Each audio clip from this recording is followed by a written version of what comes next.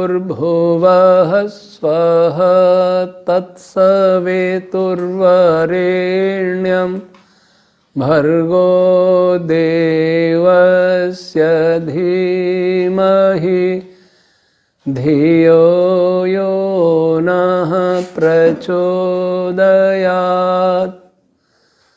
ॐ सहनाववतु सहनौ भुनक्तु सह वीर्यं करवावहै तेजस्विनावधीतमस्तु मा विद्विषावहै।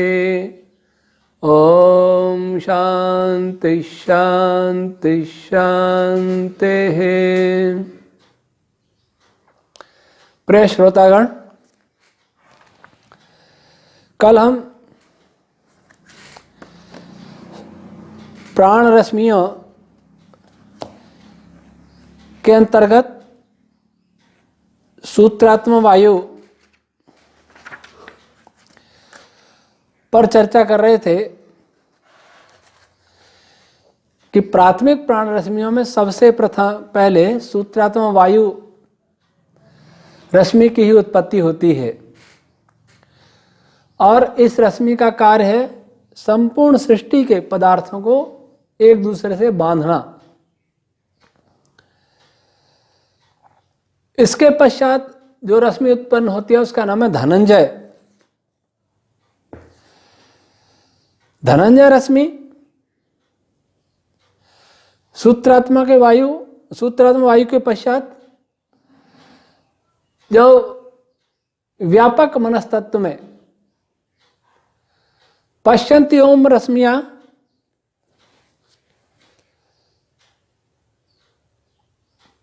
तीव्र वेग से स्पंदित होने लगती हैं, तब धनंजय रश्मियों का प्रादुर्भाव होता है।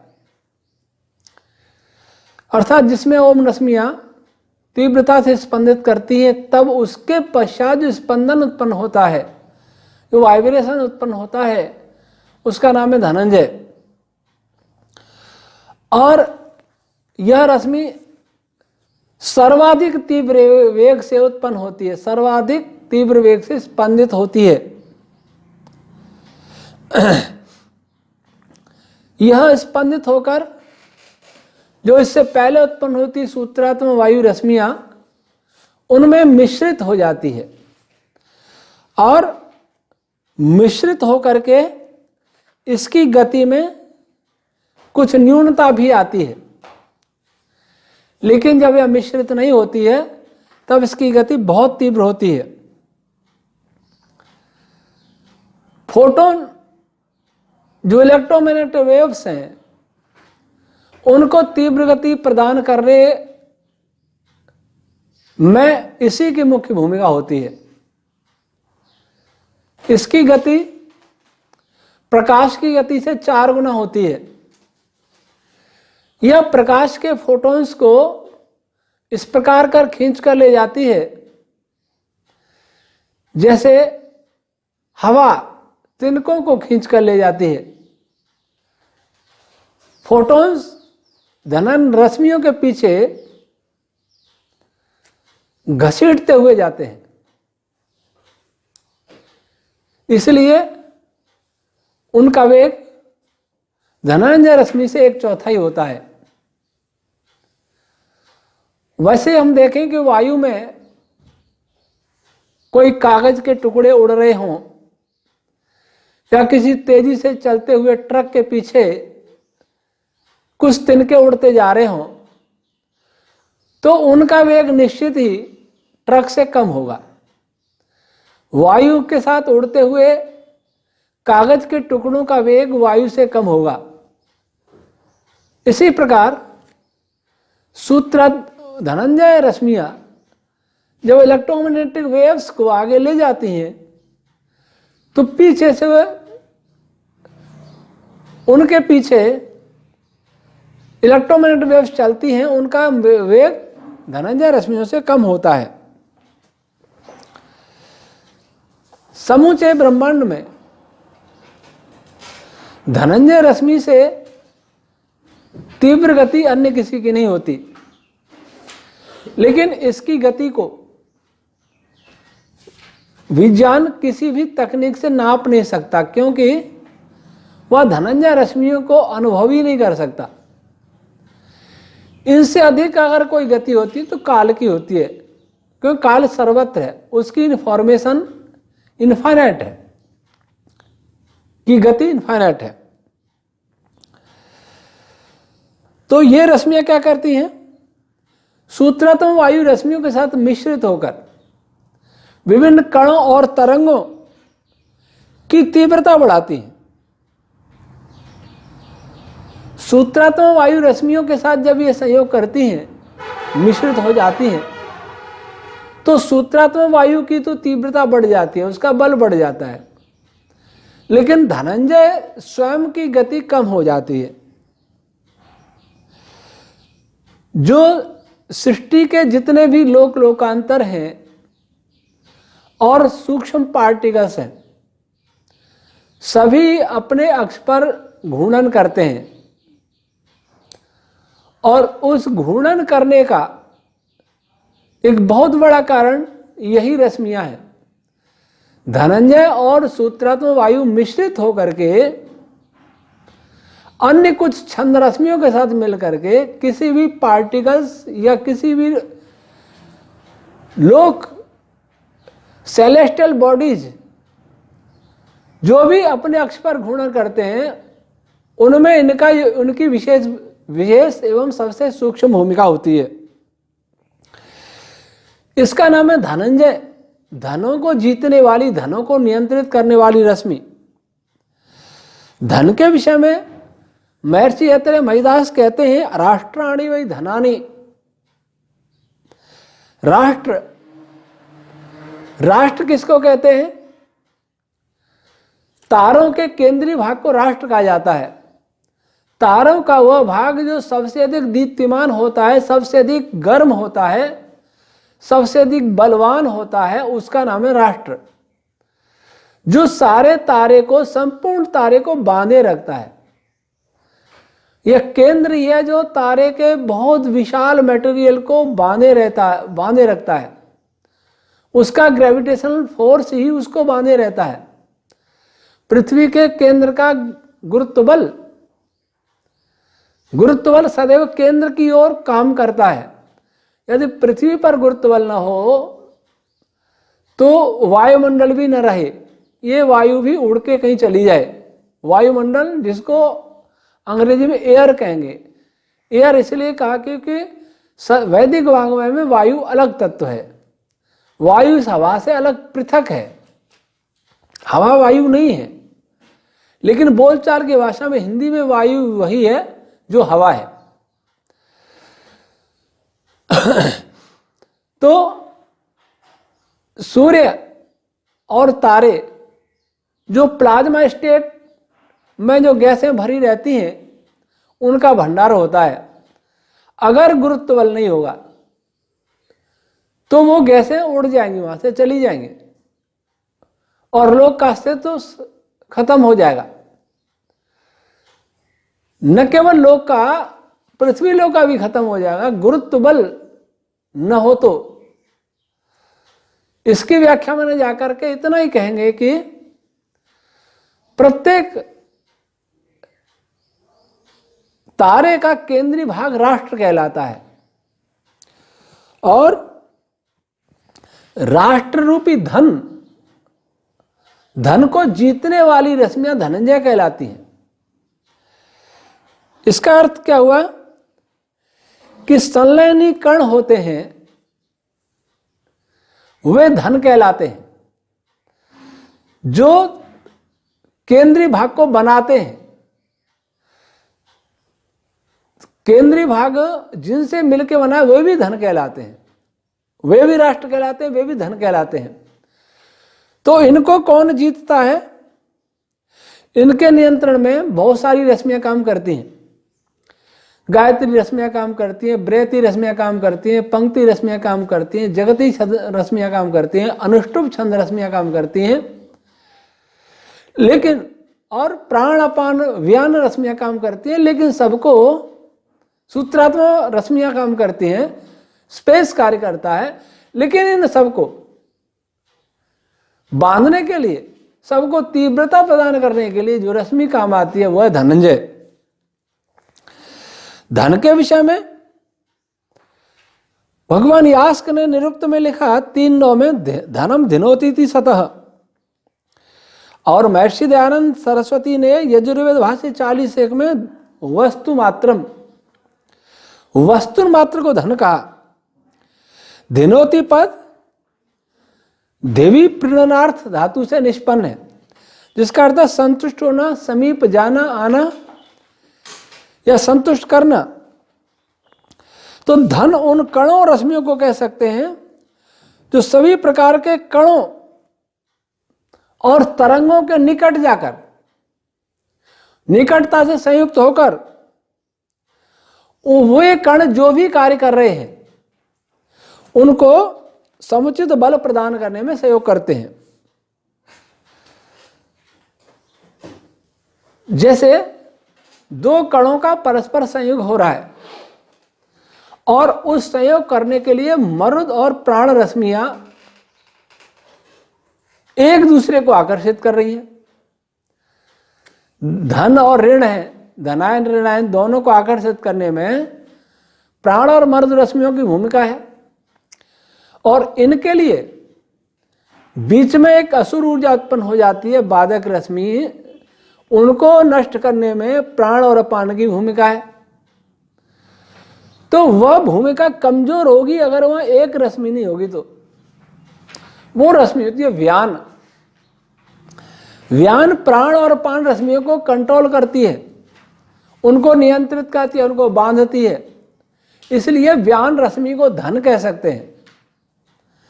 यहां राष्ट्राण वै धनान में व्यान प्राण रश्मियों को धन कह सकते हैं, और उनको भी जो जीतता है, उनको भी नियंत्रित करता है, वह तत्व है धनंजय। तो धनंजय रश्मियां व्यान प्राण को नियंत्रित करती हैं, इसलिए ये व्यान प्राण का उपप्राण भी मानी जाती है।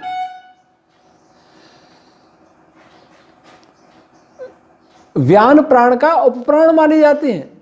तो व्यान रश्मियां जहां जहां भी कार्य करती हैं, व्यान रश्मियां केवल ऐसा नहीं कि प्राण अपान के मध्य कार्य करती हैं, बल्कि ये विचारना चाहिए कि प्राण अपान जिस प्रकार सर्वत्र कार्य कर रहे हैं, उस सर्वत्र व्यान रश्मि उनके मध्य में स्थित होकर, मध्य में स्पंदित होती है, उनको बांधे रखती है।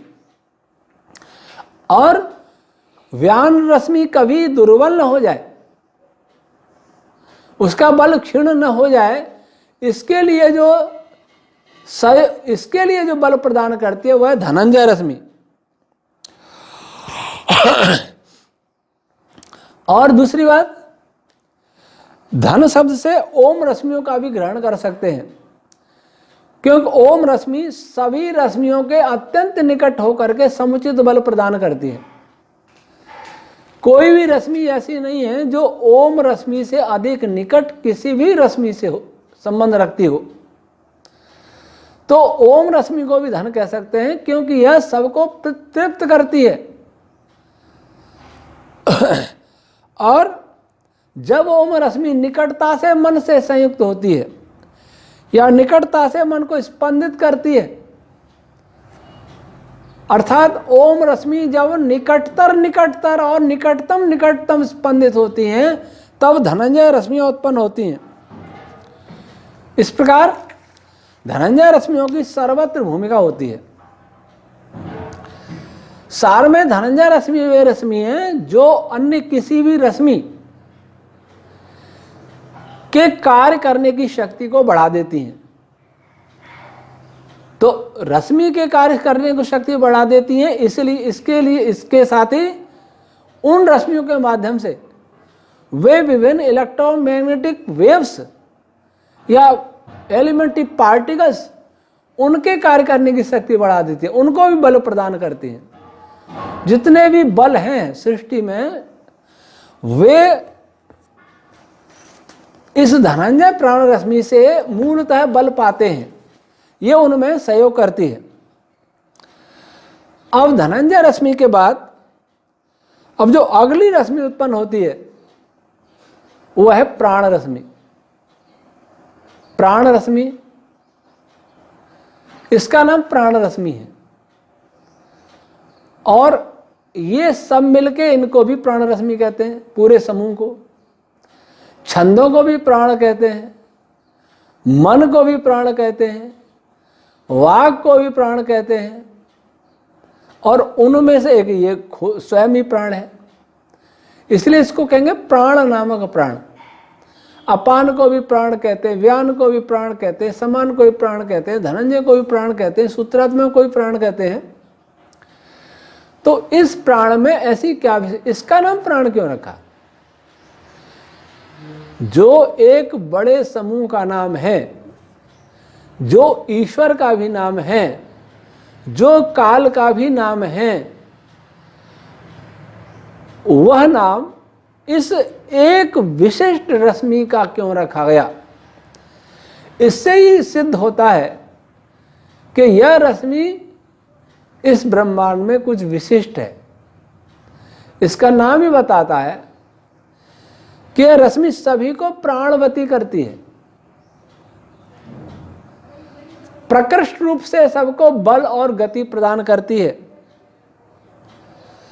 जब ओम रश्मि मनस्तत्व के अंदर प्रकृष्ट बल और वेग से स्पंदित होती हैं, तब इस रश्मि का प्रादुर्भाव होता है। इसमें प्र उपसर्ग विद्यमान है, प्र और अन। तो प्र के विषय में महर्षि यास्क लिखते हैं, आ इति अर्वागर्थे प्र परेत्येतस्य प्रातिलोम्यम। आ उपसर्ग निकट के अर्थ में होता है, तो प्र उपसर्ग इसका प्रतिलोम है, विपरीत है, तो दूर के अर्थ में आ गया। इससे स्पष्ट होता है कि जब ओम रश्मियां दूर दूर तक स्पंदन करती हुई, मन को स्पंदित करती हुई उत्पन्न होती हैं, तब प्राण नामक प्राण रश्मियों की उत्पत्ति होती है। अंतरिक्षम वै प्र प्राणो वै प्र। अंतरिक्षम वै प्र, इसी ग्रंथ में महर्षि अत्रेय महिदाजी लिखते हैं 2:41 पर अंतरिक्षम वै प्र, और 2:40 पे लिखते हैं प्राणो वै प्र। इससे यह सिद्ध होता है कि प्राण रश्मियां प्र अंतरिक्ष अर्थात स्पेस को सामर्थ्यवान बनाती हैं। सामर्थ्यवान कैसे? इस स्पेस का जो कार्य है, विभिन्न सूक्ष्म वेव्स को स्थान प्रदान करना,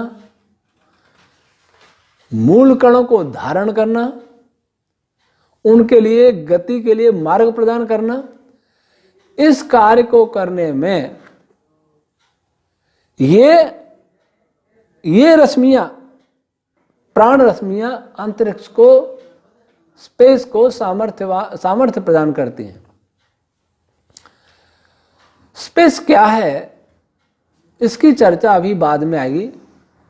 स्पेस इतना बता दें कि स्पेस एक जाल है जो विभिन्न रश्मियों के बुनने से उत्पन्न हुआ है, और वह जाल कमजोर होगा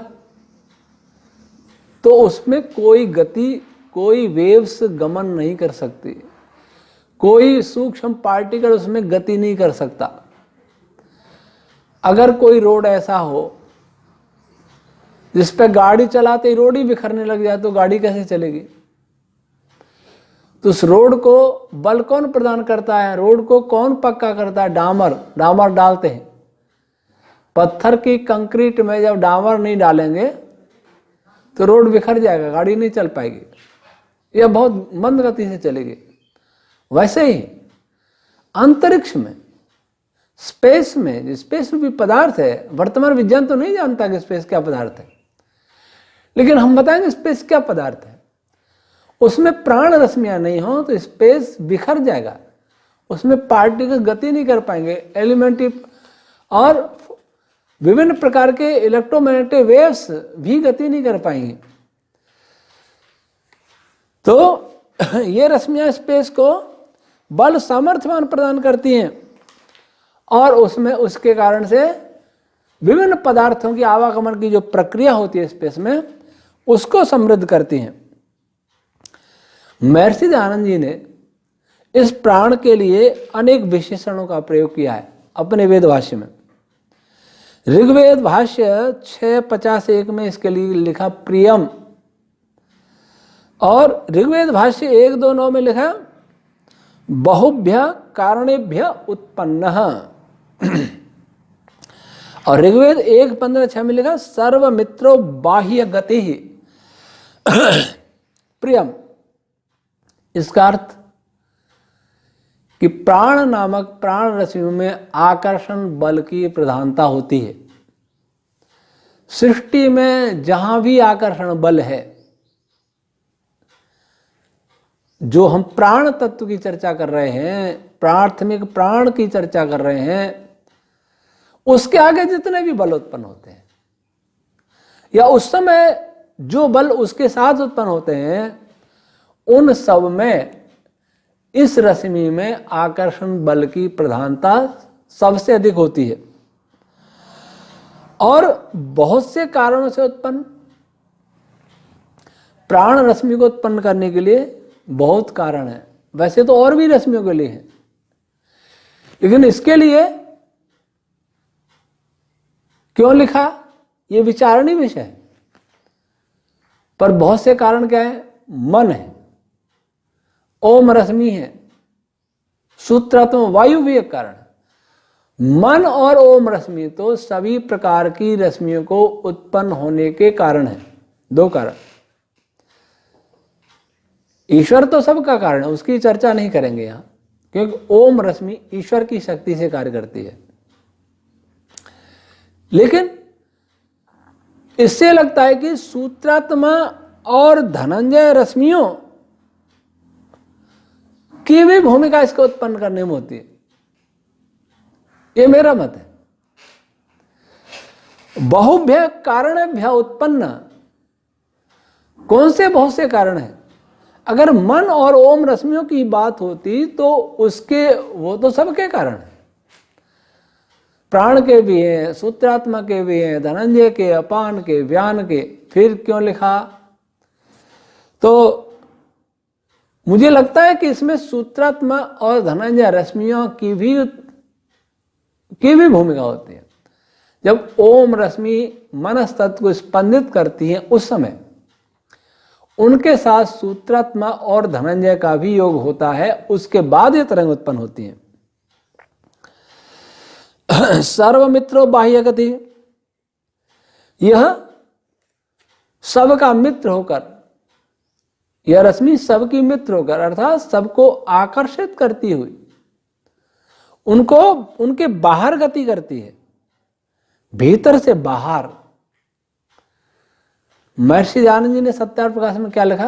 प्राण क्या है? जो शरीर में भीतर से बाहर की तरफ गमन करता है, प्रश्वास, उसको प्राण का, और जो अंदर लेते हैं उसको अपान का। तो ये बात भी यहां भी यही बात कही है। अच्छा, अन्य ऋषियों ने भी प्राण के विषय में कहा, इस प्राण के विषय में, प्राण नामक प्राण। महर्षि जैमिनी ब्राह्मण 1:272 में लिखते हैं नवै प्राणात् प्रेय किंचनास्ति। इस प्राण से प्रेय अर्थात आकर्षण बल युक्त इस स्तर की कोई भी अन्य रश्मि नहीं होती। प्राण एव सविता गोपथ ब्राह्मण पूर्वार्ध 1:33 और शतपथ 12:9-116 प्राण एव सविता। यह प्राण ही प्रत्येक पदार्थ का प्रेरक और उत्पादक है। ये और भी उत्पादक है, लेकिन इसकी भूमिका मुख्य होती है अन्यों की अपेक्षा। और फिर ये कह दिया महर्षि अत्रे महिदास जी ने भी, प्राणो वही सविता, और तैत्तिरीय आरण्यक 7:5-3 और तैत्तिरीय उपनिषद 1:5-3 का भू रीति वही प्राण।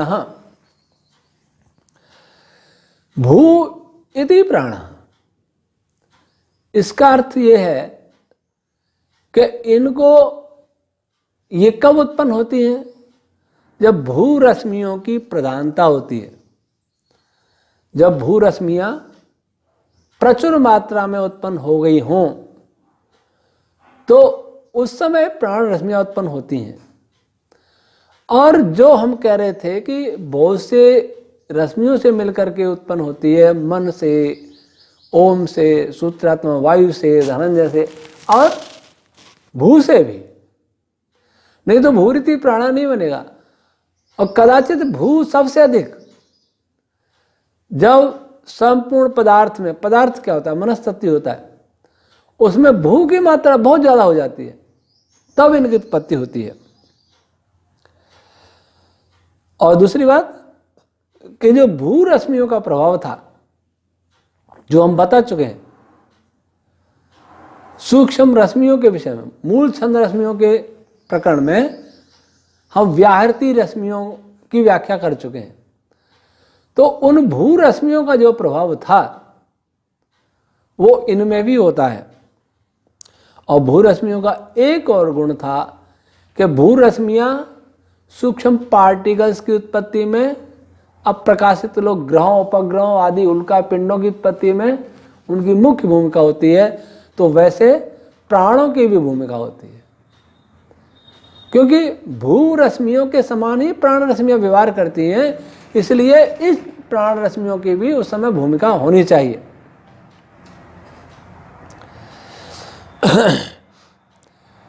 इन रश्मियों के विषय में